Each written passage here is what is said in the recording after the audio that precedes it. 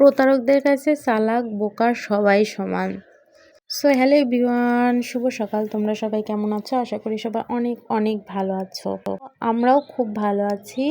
এই যে কুতরানিকে মাত্র স্নান করিয়ে নিয়ে আসলাম, তো ওকে একটু রোদ লাগিয়েছি, সিঁড়ির থেকে রোদ লাগিয়ে তারপরে উপরে নিয়ে আসছি। এখন লোশন লাগাচ্ছি।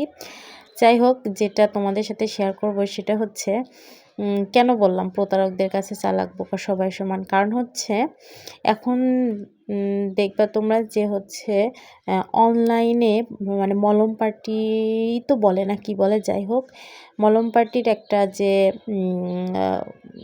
দেখা যায়, সবাই সবাইকে সচেতন করছে আর কি অনেক ভিডিওর মাধ্যমে।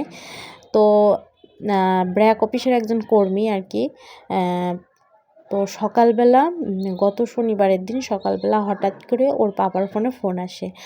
RM ম্যাডাম ফোন দেয়। ওর বাবার RM ম্যাডাম ফোন দেয়। তো উনি ফোন দিয়ে বলছে, পলাশ আপনি এক্ষুনি চলে যান, আপনি চলে যান, আমাদের একজন কর্মী যাত্রাবাড়িতে পড়ে আছে। তো ও তো খুব তাড়াতাড়ি করে, আমরা তো ভয় পেয়ে গেছি যে অত সকালে, মানে 6টার দিকে ফোন দিছে।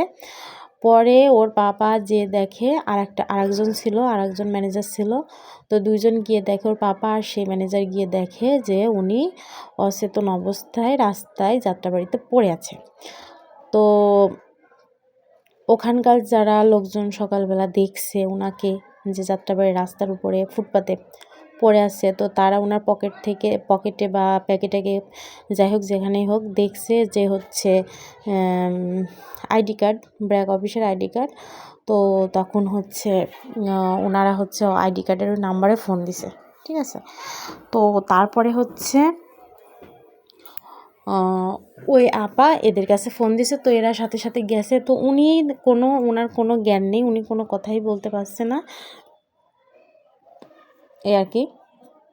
তো হালকা পাতলা যেটুকু বলতে পারছে সেটা হচ্ছে ওনাকে নাকি একজন হাত ধরছিল, মানে একটা মোটরসাইকেলে একটা লোক, উনি নাকি ওনার হাত ধরে ধস্তাধস্তি করছে, ওই যে আসেন চলেন আমার গাড়িতে ওঠেন। তো উনি নাকি গাড়িতে ওঠেনি, উনি বলছিল যে কেন উঠবো।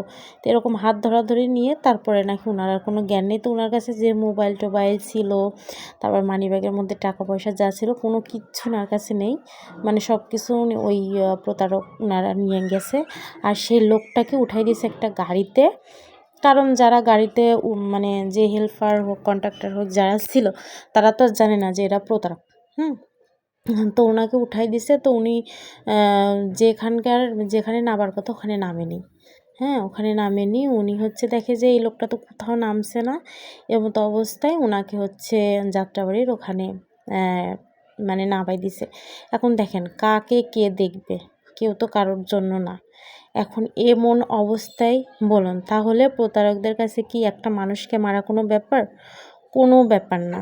কারণ হচ্ছে এই অবস্থায় যার কোনো জ্ঞান নেই, কোনো কিছু নেই, তাকে মারা কি কোনো ব্যাপার? কোনো ব্যাপার না। তাহলে দেখেন মানুষের কি জীবনের কোনো মানে কোনো আছে, সিকিউরিটি আছে? না, কোনো সিকিউরিটি নেই। যাই হোক, তো ওর পাপাকে আমি সবসময় বলি যে তুমি খুব সাবধানে থাকবা। আর কেউ যদি এরকম মাস্ক পরে এসে বলে যে হচ্ছে ঠিকানাটা কোথায়, তাহলে কখনোই তুমি বলবা না।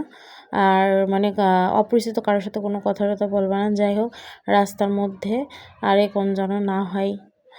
কারণ ঢাকা শহরে আসলে কেউ কারো না।